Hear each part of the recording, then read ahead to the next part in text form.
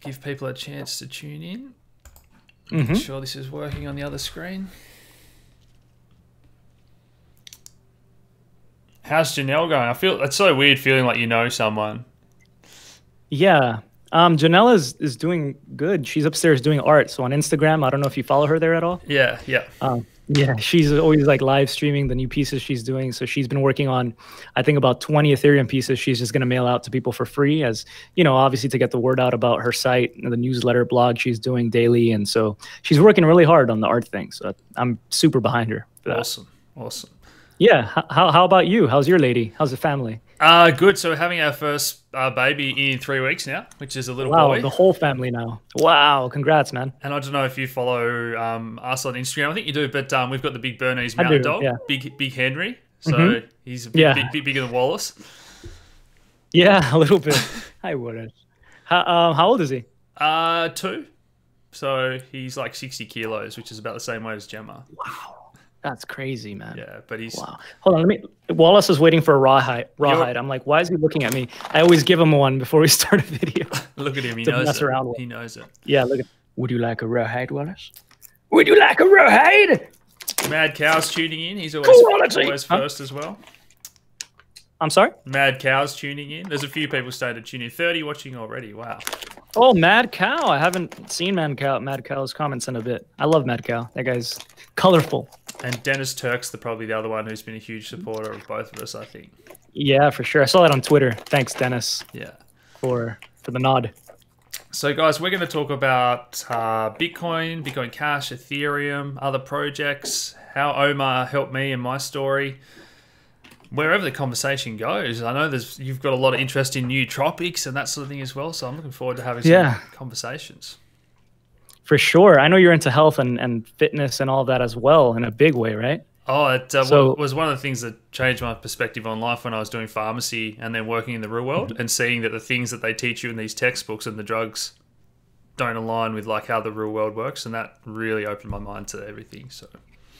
Do you think that maybe when you were going to school, they kind of brainwashed you maybe in a certain way to think a certain way? And what was it that upset you when you started experimenting for yourself? The thing... Were you bothered? And this is a little bit controversial. So I had a lot of friends that were into, party drugs, ecstasy and that sort of thing. And when we were learning about antidepressants and then we learned about ecstasy and they have very similar mechanisms.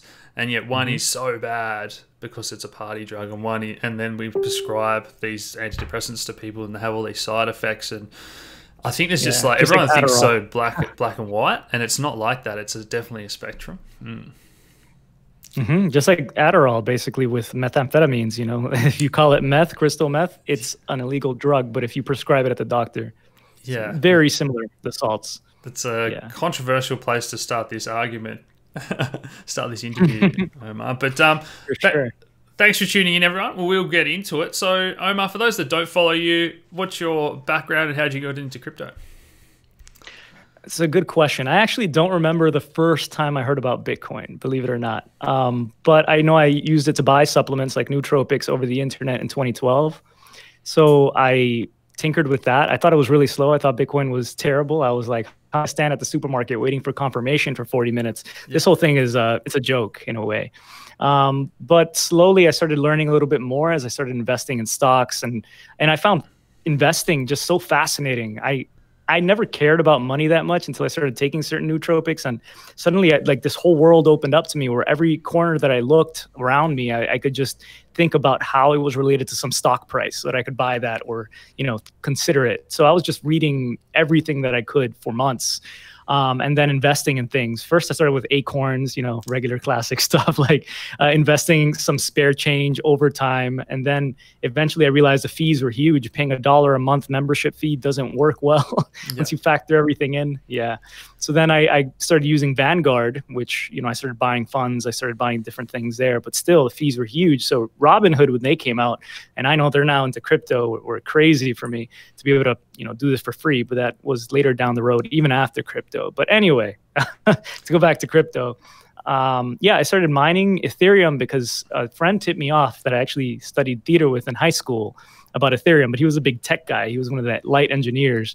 And I kind of brushed it off. He had messaged me on Instagram. He's like, oh, you're into this Bitcoin stuff. Why don't you look into Ethereum? And I was like, I think I can't imagine anything else besides Bitcoin. I guess you could call it maximalism, but I really hadn't done research.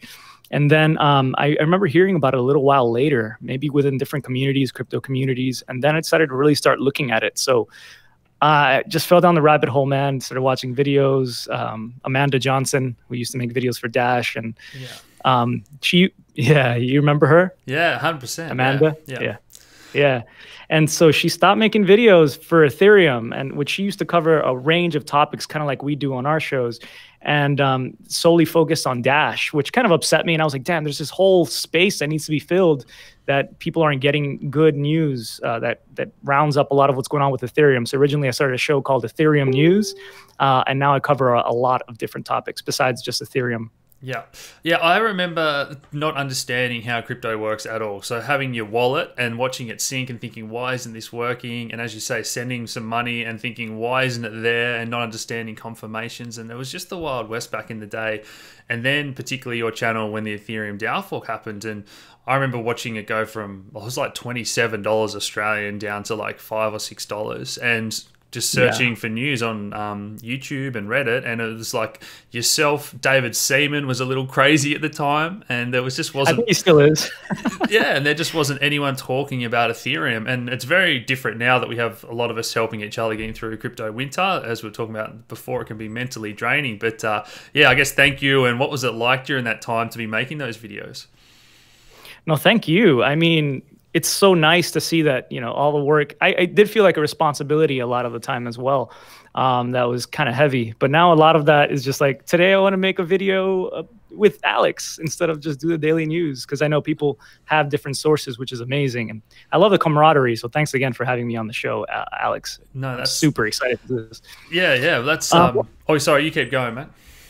No, I was going to ask, what was the question?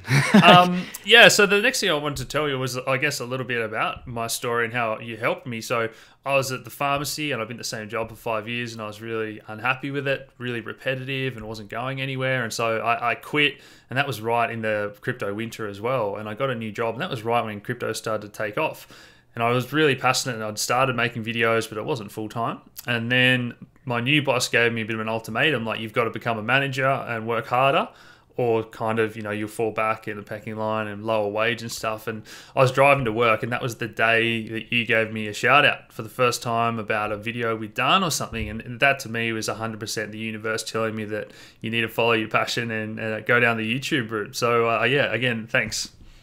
No, my pleasure, man. It's funny how life kind of guides you, and sometimes I'm sure you've done that to so many people as well yourself, which you don't sometimes realize how you're impacting people. So we have to be super cautious as well. I think that's something I'm always trying to balance, because I think internally I can easily turn very negative and just very like guarded and closed off, and like I don't think it's the right way to approach things. So we always have to remember that we're impacting people, and I'm so happy to have helped you positively, because I do believe still that you don't want to be working your entire life for something you dislike. You have to put that frequency and energy towards something that you build for yourselves to give you that freedom. And I'm still fully behind that, if people can find that in the best way, you know?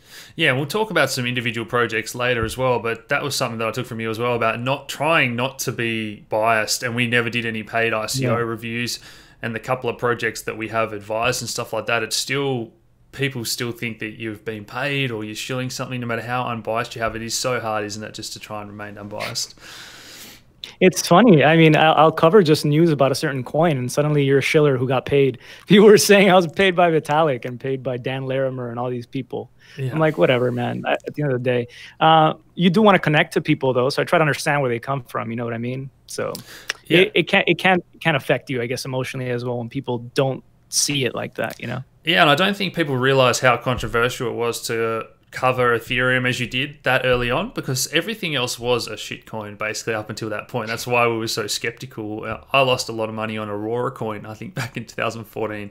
Do you remember the official coin of Iceland, that airdrop one, or no? No, I don't remember that one. Getting FOMO. I know the other Aurora. Yeah, okay. But no, that was really controversial at the time. And now anyone that's been in the space for a few years, it's almost normal to own a bit of Bitcoin and a bit of Ethereum, isn't it? Yeah, pretty much. But it's interesting. One thing that I was thinking about, I was at a YouTube Space event here where they did an event about podcasting and tell a story yesterday. So I thought, sure, I'll sign up and go. And I met this individual named Jeremy, who Held, I was just talking about what I did. We were just like talking to random people, and he mentioned that he had some crypto. He's like, "Oh, you talk about cryptocurrency?" He's like, and he just had the like his face turned so sour. He was just like, "Oh man, you know," trying to hide behind the smile. Like, crypto, man. You know, when you put all your money, tell me how to make money, because I put all my money in something and I lost it. And I was like, well, what did you put it in? Yeah. So he said it was shit coins. He acknowledged they were shit coins. And then I'm like, are you still holding anything? He goes, yeah, I have, you know, some EOS. And I was like, okay, cool. You have some EOS. So what do you think about it? He's like, well, you probably know more than I do about it. And I was like, yeah, but have you like tried it out? Have you tried any dApps or seeing what they do? He's like, nope. And I was like, that's such a good metaphor for what's happened here. A lot of speculation, little people actually using dApps and seeing what's actually going on. Yeah. And I'll just give a shout out to Dennis, who's donated $10 saying, oh, boom, Dennis. favorite guys. And Dennis, we did give you a shout out already. I'm not sure if you tuned in at the start, but thanks for supporting both of us as always, mate. Yeah. The next thing I want to talk about, Omar, is Bitcoin versus Bitcoin Cash. And this is so controversial. And I've tried to get Roger versus Andreas on to get, I think they're the only two people that could do an honestly unbiased debate. But I thought you and I are both pretty open-minded. I think we both own both at different points and whatnot. So I know you're pretty passionate about this as well. So do you want to share your thoughts on that? Oh man, that's a whole. We're gonna upset someone no matter what. But yeah. Yeah, no, for sure. I'm super agnostic, as you know yourselves. Maybe it's just because we all have a different journey, right, into crypto. What we read, what we see, what gets fed to us, what news we even cover, and what comments we get about that, and whatever. It shapes our perception. So for me personally, when I entered, I was huge, like, into Reddit. So visiting the Bitcoin Reddit a lot, see what was going on, what is going on with Bitcoin, which is something I obviously cared about as an ex-maximalist. So I noticed that a lot of the conversation was about this block size, right? And so I really tried to understand. I tried to understand, why should we increase the block size? What will be the effects of that for the longer term when miners aren't getting paid? What about right now, though? What is the mission right now? We want to give accessibility to Bitcoin and free money and removing banks from the center, right? That was just a big part of it. Right now, I feel like the narrative is definitely institutions, but back then it was all about people using and spending. And oh, Steam is accepting Bitcoin. Oh, Newegg is accepting Bitcoin. Wow, it was really exciting to hear this day after day. I'm like, wow, this is infectious. It's taking over the world, and so it troubled me to think that we couldn't include more transactions for everybody who wanted to use it. In the short term, I had heard of Lightning Network coming out, but I figured in the short term, you know what? I think it's a good idea. Why not? I think nothing crazy. I'm not saying 10 megabyte blocks. I think doubling it would have been fine.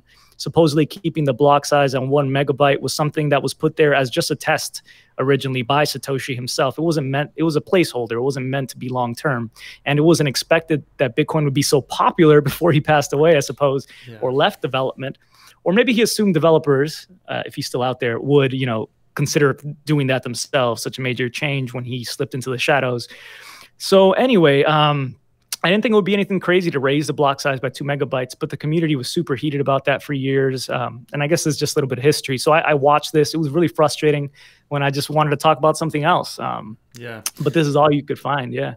Did you have a similar experience? Well, I just remember going down the rabbit hole and trying to find any video you could about Bitcoin and read more information. It was really only like Andreas and Roger Ver that were the real proponents at the time. So Roger Ver was a big part of my experience. And now, I don't know if his character has changed, but he's become very combative. And I think I kind of agree that it would be great to have a free market and see which one works best. But the whole ABC versus Satoshi Vision thing, I think Bitcoin is, a lot of it is now about community and a movement, and just seeing the way that this blown up into this character, assassination. It's Yeah, I completely agree with you, man. It's so frustrating. Why couldn't, you just got to give it up, say I lost, at this point. Why not? Even if it was done in what some debatably might say was a controversial way to get SegWit to pass and not the block size increase. For example, there was a lot of discussion about, there was the New York consensus event where there was a secret meeting that happened, for the people who don't know, and there was a contract drawn up, the agreement, the New York agreement, the famous New York agreement. whereby it was decided that to stop these years, all of this fighting about what to do, whether we should keep the block size the same and implement SegWit, or increase the block size and implement SegWit or whatever. So they decided to do both. So first it would be SegWit would pass, and then 3 months later the block size would increase. This was going to be put into the software. All the nodes would update, and it would happen. And so to me, I was celebrating. I did a video that day. I was so happy about it, that this was finally over. And I see the merits of both technologies for sure. Yeah. And Reddit and the community was quite silent, a lot of the Bitcoin maximalists, I guess you could say, about what was going on until SegWit suddenly passed. And then the day that SegWit passed, 3 months before the block size increased, so the noise level got turned up to like extremes, where suddenly all these people who only wanted SegWit and not the block size increase were like, oh, we weren't invited to the meeting. Like that was only these the CoinDesk people or the DCG people and the companies that were building around things that could profit off of this. And we weren't left to have a say. The miners were going to be behind it, whatever, they can get more money, but we didn't get a say. So suddenly it just felt like the whole narrative shifted, and that's kind of how Bitcoin Cash was born. Yeah. So to me, yeah, they have the same history. They're kind of the same coin. It's just different communities. Unfortunately, it remained, I guess, combative. And it's so hard, even when you read about this stuff all day, every day, to get the technical understanding if you're not a programmer as well. Yeah. So I think it's shown how controversial hard forks are, when a lot of people don't realize that SegWit was that soft fork. So Bitcoin never actually underwent a hard fork per se, and every time we've seen a hard fork in just about every coin, it's resulted in huge controversy.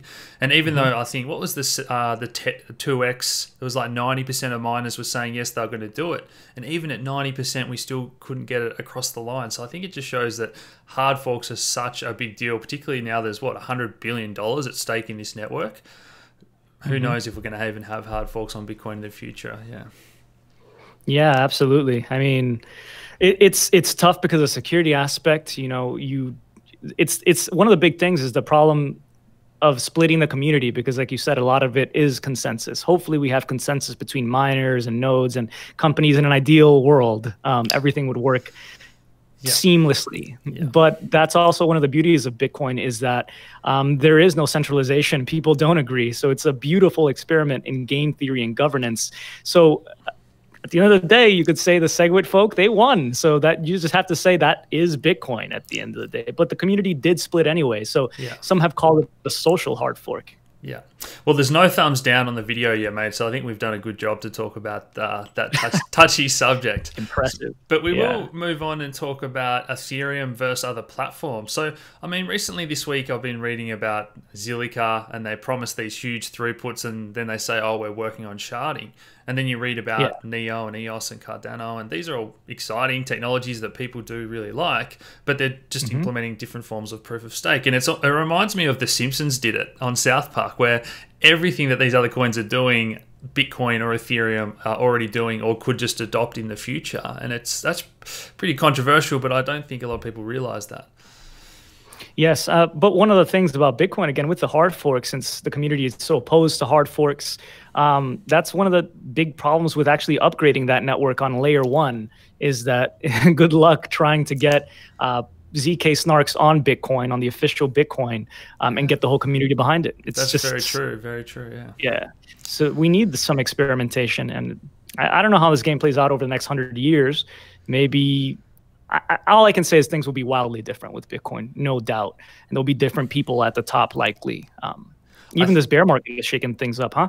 I think the big next debate that could really divide the community is privacy. If Bitcoin says they're going to implement some form of privacy, or maybe even Ethereum really goes after it, and then it becomes this whole government versus privacy coins, and that could really split the community if it requires a hard fork to do it.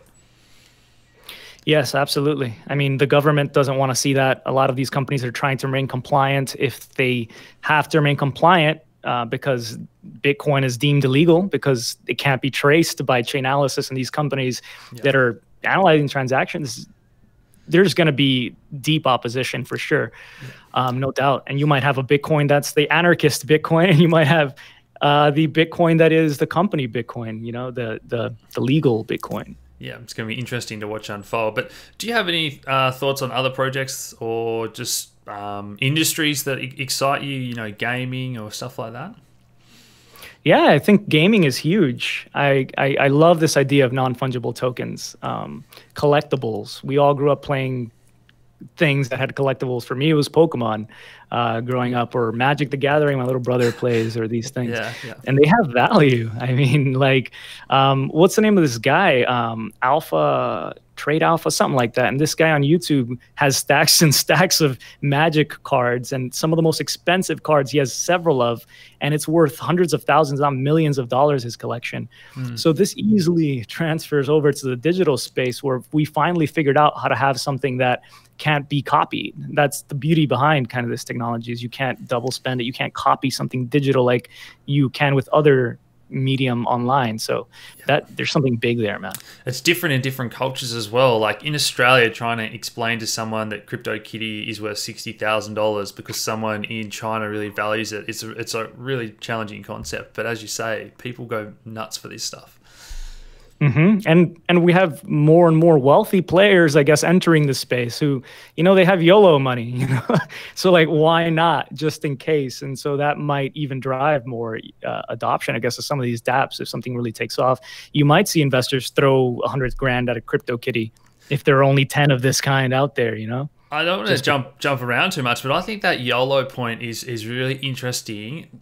And we didn't really see it in that last wave, where I think if all these Saudi sheikhs, for example, Bitcoin becomes hip and trendy again, and it becomes apparent it's going to make new all-time highs. All of a sudden, this Saudi sheikh with his 3 Lambos wants to say that he's got 5 Bitcoin, and the next guy wants to say he's got 10, and all of a sudden it's this battle of the rich as a new store of value. Do you see that playing out a little bit? It's people, and that's a really good point. Oil, talking about oil, you want Venezuela and Saudi Arabia to have all the oil. You want to have a stake in that before you have key players that control all of it. And so there's definitely going to be FOMO. And I've talked about that FOMO even from the institutional aspect of it. So I'm hearing they're waiting for a certain trend line to break, right? They're waiting for Bitcoin to pass a certain price, break that trend, and then you can imagine how huge it's going to be, because they haven't stopped paying attention. They've continued to build despite the bear market. They're just waiting for the timing. These guys aren't stupid. They've been playing the asset game forever. When commodity futures came out, oil futures came out, when all these different assets came out for trading, they were profitable. So yeah, and people in the wider community that go, how's your Bitcoin going, Nugget, Tulip Mania? It's like, how do influencers do a video every day covering all this news and development, everything that's happening around the world? Like, tulips and other bubbles have no purpose or utility. We ran out of videos after like 4 videos about tulips, the maturation season and all that. Yeah. Oh man. It's just well, how do you respond to that when people tell you Bitcoin is that's just tulip mania? I think you have to recognize that you're never going to change everyone's mind. And how many times have we seen it before, where the people that are knocking you are the ones that message you on Facebook? And I used to share messages from people I hadn't seen since school that were in January. They'd message me, how do I buy this Ethereum thing and stuff like that? And they're the people that come chasing.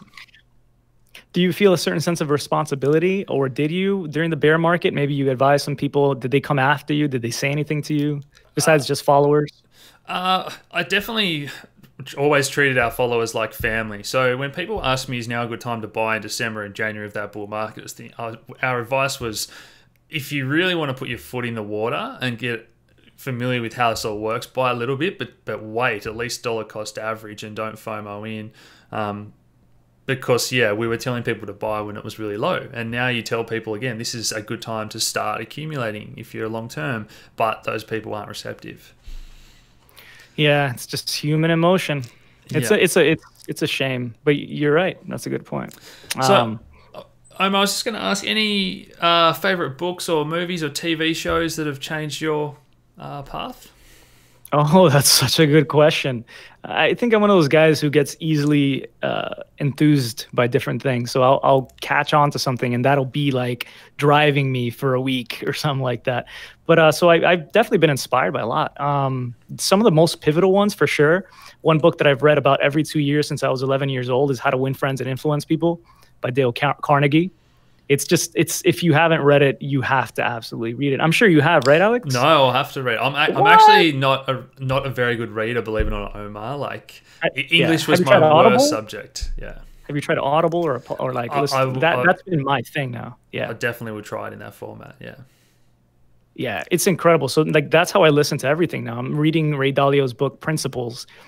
He ran one of the biggest hedge funds ever, Blackwater, and it's based on his life, how he came to his investment principles, how like the different paths that he took. And it's funny because he lost so much money. And something that I took today in my shower while listening to the podcast from the book was what he learned the most when he lost some of this. I mean, he lost $100,000 early on in his, I think 8 years into his career, which was so much money that he couldn't afford a flight to Texas to visit like someone that was going to work with his consulting company. And so one thing he says to take away is humility. He says he would not have been as successful as he is now had he not suffered such great losses early on, because it teaches you humility. Like instead of saying, you know, I think I'm always right or I hope I'm right, it's like, let me ask myself, how might I be wrong? 100%. One of the best things that could have happened to me was that Dow hack when I had big margin trades on. I was so bullish on ETH and I got liquidated big time, lost so much ETH. And then you learn it for the next bull run. And I definitely think life teaches you those lessons. Did you ever tinker with mining or anything, or did you mostly trade? I looked into it, but Australia and Tasmania has some of the most expensive power in the world. It's ridiculous. But, yeah. Yikes. How much is that in kilowatt I think hours? It's, but depending on where you are, between 20 and 30 cents. Yeah, that's high. And in Australian or US? In Australian. But we have like wind, solar, we have everything, but our government is just hopeless with getting out that infrastructure. But that's another topic for another day. Absolutely. Do you think crypto is part of a wider social movement where two people like ourselves could catch up and have a beer in the US and we have this sort of like mateship in the community? I know you do heaps of meetups and it's just this sort of commonality. Absolutely. It was insane last year during the bull run because I almost got upset. I would be out eating and people would be on another table talking about Bitcoin. Whereas like 2 years before that would have been amazing. They're talking about Bitcoin too. Let's connect. But it was on the radio here in LA. They were talking about the Bitcoin price on the radio. So everybody was tuning into this thing. And it was hyped beyond extremes, which should have been a good sign. So next time I start noticing that in LA, might be a good sign, depending on if we have real adoption of dApps. Because if there's a huge dApp that's like, let's say Facebook, and people are using it, then wow, we kind of took a huge leap there for blockchain, but we're not there yet. Where the mainstream are trying to hold crypto just to get access to this dApps. I think EOS holds a lot of potential because of the speed. I think it's really exciting to watch. Besides all the FUD that you hear and the governance things that surely, there's issues out there, but it works, and I can easily see something getting built up there and people wanting to use it and staking some coins and not having to pay fees and all that along the way. So I definitely agree. We have to have competition, and there's some smart people that are trying different things. There's a question here from Robert saying, please ask Omar where he sees himself in 3 or 4 years. And what's your work dream? Because I know you hinted at maybe stopping doing YouTube, mate, which obviously I don't want to see. But what's your longer term? No, I was just joking. That wasn't actually for me. Half the crap I say really is just stuff that I think about randomly. Okay. Because, I don't plan on stopping YouTube. I in 3 or 4 years. That's a good question. Thanks, Robert. And we should absolutely have like that where we want to be and then work backwards mindset. Another book that was super influential for that was Think and Grow Rich by Napoleon Hill. Which got recommended to me by a gentleman who came from a not super affluent background in Macedonia. And I had a friend, and his friend, who was my friend, was also from Macedonia. They came up together. One had lots of money, nice, energetic, bubbly, optimistic, beautiful girl. And then the other one was like, working as a server with me, which I didn't want to see myself at when I was 40, 45, 50 years old, like my friend was. And he was an awesome guy too, don't get me wrong. But I thought, how do I position myself to have the freedom and not have to come into work on every freaking holiday and be bruising up my knees that are already in pain and my legs and just working so many hours? So like yourself, I started asking that question, finding answers. So he recommended that book. And it was like, it's definitely top 3 books I've ever read in my life. So you should totally check at least those 2 that I mentioned before, Think and Grow Rich and How to Win Friends and Influence People. Just as a person, it'll really change your mindset to be driven. So that kind of made me have this plan of coming to LA to be an actor, which is what I wanted to do. And so I was driving Uber as well on some like extra time. And someone told me, well, you need to have a following on social media before the casting directors even pay attention to you. So I was like, yeah, I was like, damn. So that has to be a focus. I need to know what I need to know what I want, and then I need to figure out the steps to get there. So I tried a bunch of stuff, dude. I tried music, I tried gaming stuff on YouTube, but I took skills from each one, even though they might have been deemed failures. I learned how to record my screen. I learned how to make the sound quality good. You know, it's very competitive, especially in gaming videos. So that eventually transferred over to crypto. All these different skills don't get lost, even though they might seem like failures. So in the next 3 or 4 years, I don't have a complete picture. It's so hard as an actor to know where I'm going to be, but I would ideally like to be working in a major film or a major sitcom. And if it's related to crypto, that would be awesome, but it doesn't have to be. I just excite this idea of learning about how people interact. Psychology is super important to me, and being able to socially interact with people. The skills I learned from this career it's priceless. So I don't even need to be getting paid. Yeah. So ideally, I still have freedom through crypto, right? Like the freedom to be able to go to auditions in the morning or go to work acting instead of having to work in a restaurant. So that's it for me. It's just going to be, investing more. I'm going to pick up real estate. If the housing market goes down, I'm going to try to get some real estate. Yeah. And hopefully crypto is doing really well at that point. And we've done some good work evangelizing it to happen beyond just greed and profit for middlemen. Yeah, and Jeff says he thinks you're going to be a huge movie star anyway, mate. Did you see? Did you see the guys from Entourage are doing like a crypto only TV series as well? So. No, I didn't know that. Oh wait, no, I saw the picture. Right, they're on the Hollywood street, and then Hollywood sign in the background. You might have to. It looked like it was photoshopped. I didn't know if that was real. Where do you see yourself, Alex? I want to ask from you, see where you see yourself at this point. I'd really love not to have to go back to pharmacy ever again. I think it's one of the biggest differentials in wages in the world. Like in the US, a pharmacist can get $100,000 or $150,000 a year, and in Australia, it's like $60,000 or $70,000. So the wage is really bad and it's really stressful. So ideally, not going back to that.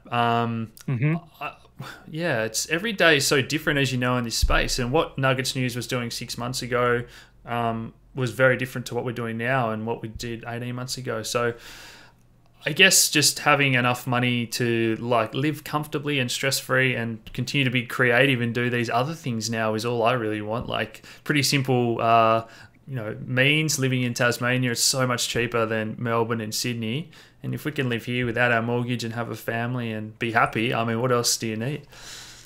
What is fun to do around there in Tanzania? What do the kids go out to do as a hobby? So we've got like the gorge is a big attraction. Like you'd go and jump off the cliffs into the water and sunbake, and all the kids hang out there.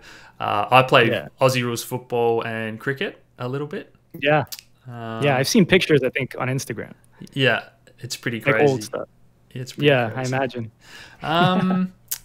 Any other final thoughts, Omar? I mean, we could keep talking all day, but what do you think is important for people to, I guess, realize that are in the crypto space? Well, if you're still here and you're still watching now, you're probably pretty interested in crypto.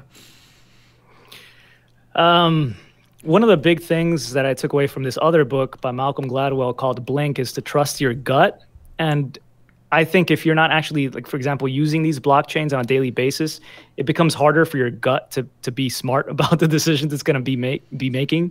So just keep trying to learn. I would say above all, that drive for hunger, that hunger for knowing what's going on with these coins. What is a roadmap? What is a team? Let me actually use it and try it out. Is there a test net? Can I download the nodes? How easy is this? How much friction is there? And then that should lead to better places to know where to put your money. If you enjoy the experience and it looks like it's heading down the right road, then maybe put some money in there you're willing to lose, and it might pay off. I see way too much people just repeating stuff that they hear online, on Twitter or on Reddit or wherever it is, or YouTube, I guess.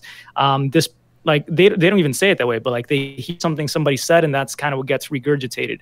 But did you actually try this stuff? I think more informed commentary would be awesome, and it would help us so much more. So I encourage people there's a lot of lurkers too, which is crazy, Alex. And there's a lot of people out there who never comment, who never give their input, and they're just watching. And it's nice to hear those voices, because sometimes the quietest voices resonate the loudest. So I think everybody should try to have some sort of voice in this space since you're involved. There's nothing better than getting a message from someone that says, hey, I've just done nothing but watch for a year and just absorbed and learned so much, and you never knew they existed. But are you happy to finish off talking about price and a bit of speculation? Because I think Bitcoin has these cycles, and we're coming up to the next halving for Litecoin and Bitcoin and Ethereum as well, I guess. And I think one thing that I've learned is that crypto always surprises people because it's like a finite asset class for the first time in history. I think everyone honestly believes that Bitcoin is dead, and when it catches on and it's got that finite supply and there's even less of it coming into circulation, that's what makes me so bullish on price, and I think it is going to surprise everyone again. Yes, I agree with you. I think that's going to be coming up shortly. Murad on Twitter recently put up a great must-stop Murad on Twitter, a great chart that actually I would say pretty much goes in line with what my thinking is. Maybe one more drop. It kind of looks like a kind of steepish drop, bounces, drops again, and then it starts moving up again. So I'm kind of anticipating that. We see months before the halving, prices start going up. So I would say at the latest, I'm probably expecting things is the halving for prices to go up. But at the earliest, I would probably speculate, it could happen tomorrow. So I just don't want to be out of the game anymore at this point. Nobody knows if it's actually the bottom besides the chartists that we see out there. It's the things that we don't know that sometimes impact us the most rather than the things that we do know, but they're out there. What if one of these Saudi funds started buying tomorrow? Yeah. I mean, yeah. So it's exciting. I don't care about the price right now. Awesome. Well, I think that's a great place to leave it. I could chat with you all day, Omar, but I really appreciate you coming on today and, like I said, helping me on my journey. And make sure you follow Crypto News, guys. I'll put all the links in the description below as well. Yeah, do I have permission to share this on my channel as well? And so you can say your name as well on your channel so people can follow you. 100%. So I'm just Alex from Nuggets News, guys. And yeah, we try and talk about a bit of everything as well. Yeah, thank you so much for the chat, man. I hope we can do it again. And yeah, we could chat forever, I'm sure, about a range of subjects. So if we ever do this again, it would be nice to arrange another Ask Me Anything. Maybe on my channel, we'll get a bunch of questions there too. Awesome. Talk about some nootropics and pharmaceuticals.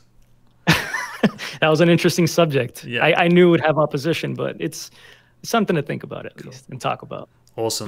Well, thanks for tuning in, guys, and we'll talk again soon. Thank you, guys. Bye.